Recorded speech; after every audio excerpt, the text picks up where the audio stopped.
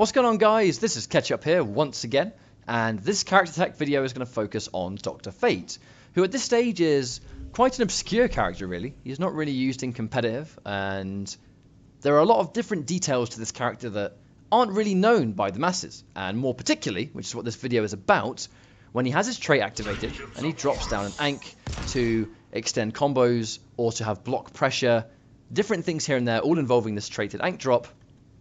And there are a couple of tricks that you can do with the Ankh drop that are not listed in the move list. Not many people really know about it, or why it works, or how it works, and hopefully this video will clear up some of that confusion so we all understand this character a little bit better. So first things first, again, this tech is not mine. It's purely done by inspiration. I've watched and learned a lot of the competitive Dr. Fates like Pnut, Pig of the Hut, omgxbdon. I mean, bdon in particular has really been doing his rounds online recently at online tournaments like War of the Gods, the Injustice Pro Series online event of which he just got top 8, making a crazy losers run, all with Dr. Fate, so really impressive stuff there. But a lot of his stuff involves when you have the trait and you go for the Ankh drop to extend combos, or more notably, go for pressure up close and remaining very unpredictable and tricky to deal with when you extend certain things. Now, I'm going to get into what I mean by that in just a second.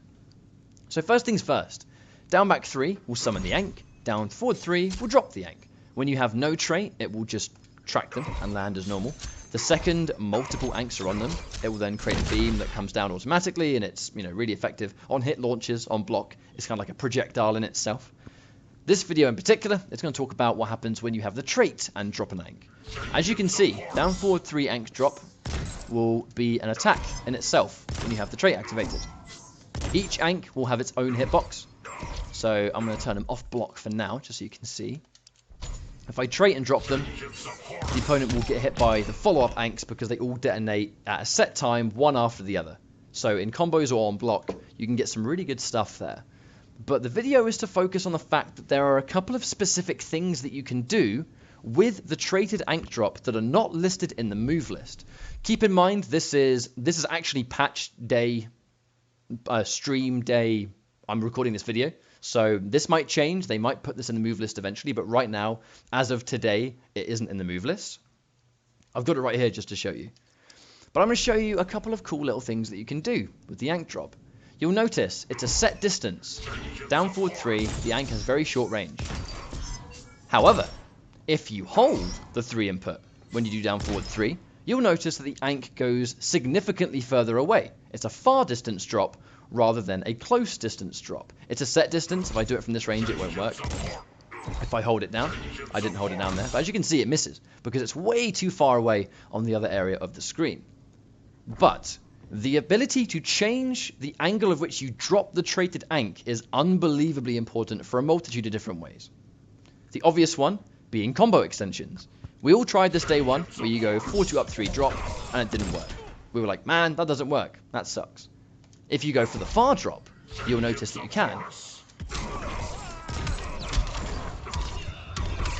As you can see, I did a little bit too late. That's a optimized but not optimized version. But the easy version is just to do go for the drop, back 3, jump in, and that's like easy peasy, impossible to drop. There's no way you're dropping that, especially as a Dr. Fate player.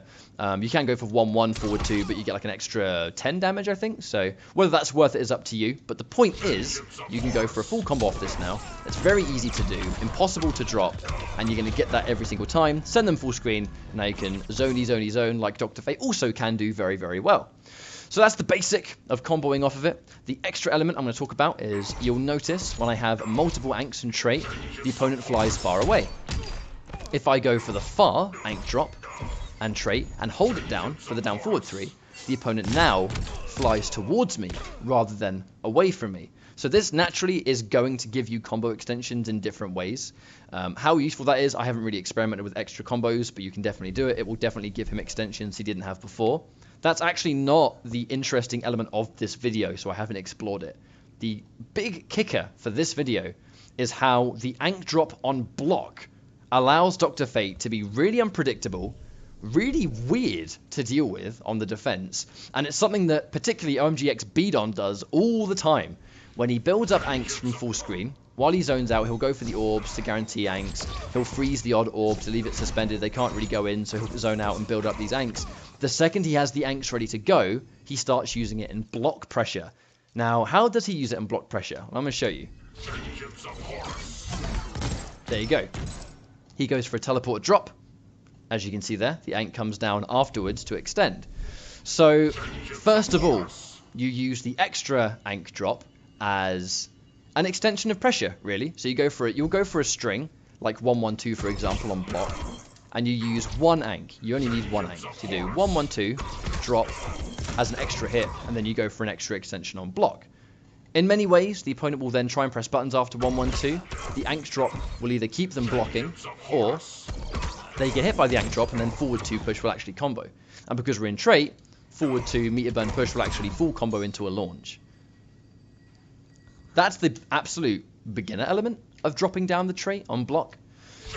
However, once again, it gets better. There are a couple of strings Dr. Fate is able to do that allows him to drop all 3 ankhs on the exact same spot. So first of all, I'm just going to demonstrate it. I'm going to give myself 3 ankhs, and I'm going to show you exactly what I mean. As you can see there, the ankhs all drop in the same place. Because of that, they all have their own hitbox and detonate one at a time. The opponent is basically stuck there trying to block against it, which leaves them stuck there blocking. And in some ways, they kind of have to hold that. When you see it done in competitive, a lot of the times the opponent will sit there and block, and they can't really press buttons because they are locked into a blocking state, and then the next ankh will detonate. So this is used mainly off the teleport. You just need maybe even one ankh you can drop down, and it kind of just gives you that extension. So it gives you in some ways a safe advance, because you're able to whiff it on whiff. You can do down forward 3, which allows you to extend it further on, which is really, really useful. When it comes to dropping all 3, like so, you can do it on whiff too. It doesn't need to be on block. And it will still drop all 3 down. If the opponent is sitting there, I think it will track them as what's going on. Now, how to pull it off? It's in some ways complicated, but simple as well once you figure it out. You have to do the ankh drop almost as an extension of the block string.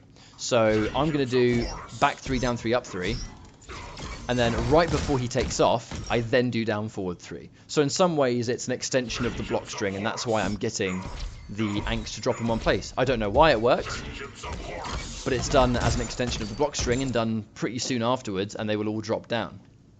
Now this is really, really important because it allows Dr. Fate to be really unpredictable with how he advances. Bdon does it quite a lot, where he'll have just one ankh, he'll go for the teleport area of the string, drop it, and the opponent will actually get hit by the forward 2 push because they've blocked the teleport, and then they try and punish it, they eat the ankh, which gives you a forward 2 push for free because it will combo into itself. On block, this is where it gets more interesting. The second you have ankhs and the opponent realizes they have to block, you can start going for things guaranteed while the opponent is sitting there trying to block, because they're stuck there for quite a while. So if you want to go for another summon, of which you are completely free to do, you can do something like this.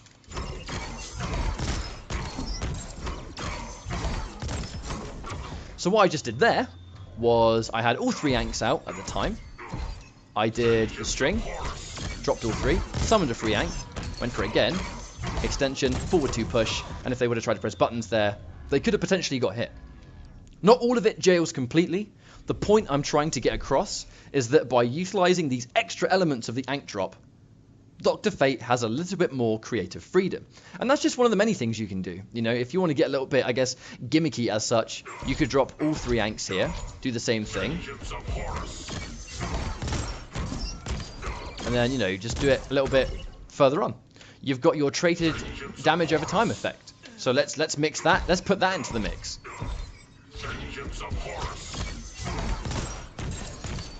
As you can see, we drop it down. If we drop all 3 down in the same place,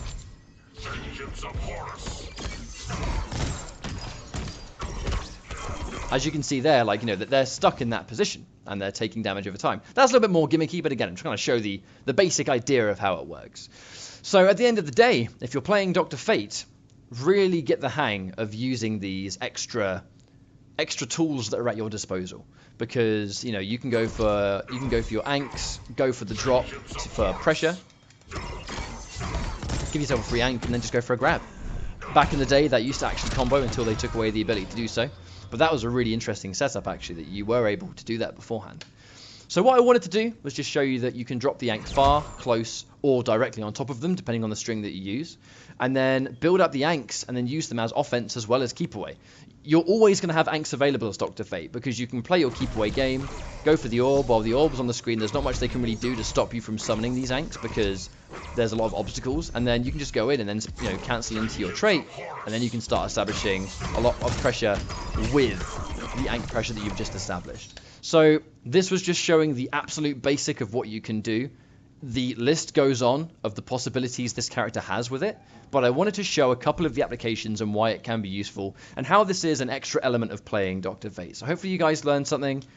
Definitely give it a try. It's very fiddly. It's kind of execution heavy in the long run, especially if you don't play the character like I do. But I really think this is like the next level of utilizing Fate in a competitive sense, and we are already starting to see it used more. So thanks for watching. Hopefully you enjoyed it. I'll see you next time, and to all the Dr. Fate players out there, good luck and have fun.